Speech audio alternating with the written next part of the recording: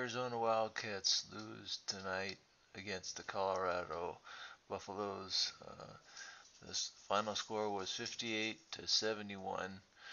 Um, the Colorado Buffaloes they had a couple things on their side. They had the home court advantage, and they had their fan base advantage.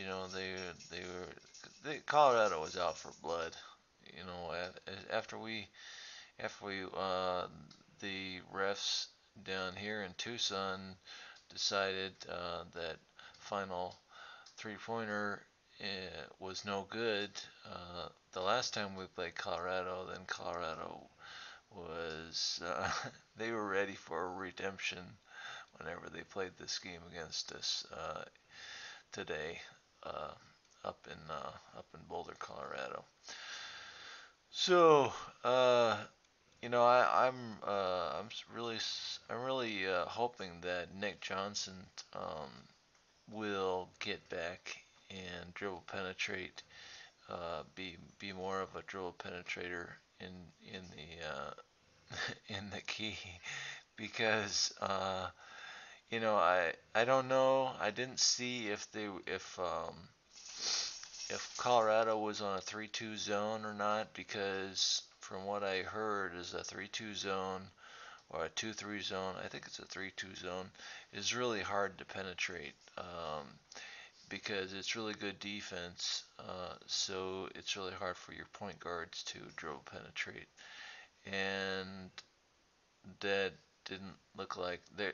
Just tonight, it didn't look like there was a lot of dribble penetration from Lions, from Solomon Hill, or from Nick Johnson. I think there was a few that that Solomon Hill did a couple dribble penetrations, but the reason why I'm harping on that dribble penetration is because that whenever we played the last game against UCLA, I think we were winning, we were beating UCLA, um, and I think a lot of it was our dribble penetration. That's why we were able to keep on the upper end, or keep winning the game. But then whenever then the second half began and we stopped doing the dribble penetration, and I think that's when UCLA just they went on their 17-2 run. But enough about that game. This game against Colorado. There just wasn't a lot of dribble penetration. I don't know. It was just. I kept hearing a lot of shots from the freshmen like Brendan Ashley and Grant Jarrett. Those guys contributed quite a bit, quite nicely. I mean, if you they they but they didn't a whole, I think they weren't a whole lot of dribble penetrations from those guys. So that's what we need to do against. That's what we need to do against Utah on I think Saturday or Sunday. I'm not sure when we play them, but I'll put it in the description here when we play them and what time and what channel. But yeah, I think it was Scott from Colorado just went off on us. He scored a heck of a lot of points um, last time we played them, but this time, whenever the Arizona Wildcats played Colorado, then um, Scott didn't do as good. It was more Xavier Johnson uh, scored most of the points, um, and Spencer Dinwiddie.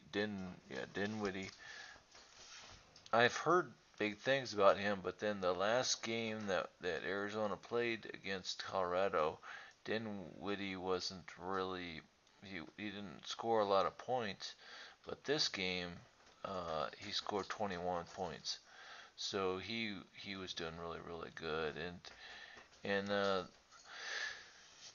thing about it was whenever we started to get back, we had like a 50, we were down by 15 points or something, and then whenever we started to come back, and it was a 6 point game at one point because we knocked down a couple 3 pointers back to back. I think Grant Jarrett knocked down one of the 3 pointers, and there was somebody else that knocked down a 3 pointer.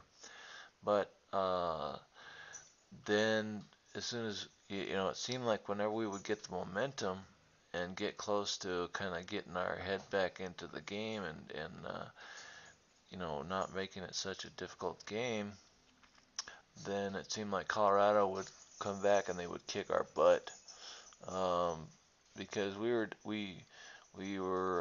it was only a 6 point difference at one point in the second half, but then before you knew it, then Colorado went on the 8-0 on this 8-0 run, and it was back up to 15 points, or no, it was 13 points.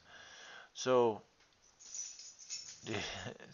talk about deflating your energy balloon. So we had we had 13 free throw attempts, and I think that like I said, I think that's a telling sign of the dribble penetration. And if you only had 13 free throw attempts, then you're not doing something right. The zone is getting to your head or something like that. So and your guards are not not getting in there and going for that shot, because I think one of the things was with Arizona and Colorado last time. Arizona just killed them on the rebounding boards. Arizona just killed Colorado on the rebounds. But this game, it was almost even. Uh, we had like 30. Well, no, actually they out rebounded us this game. So they had 36 rebounds and we had 31 rebounds, and Arizona Wildcats had 31 rebounds. And the thing about it is if you dribble penetrate, then you can then then usually our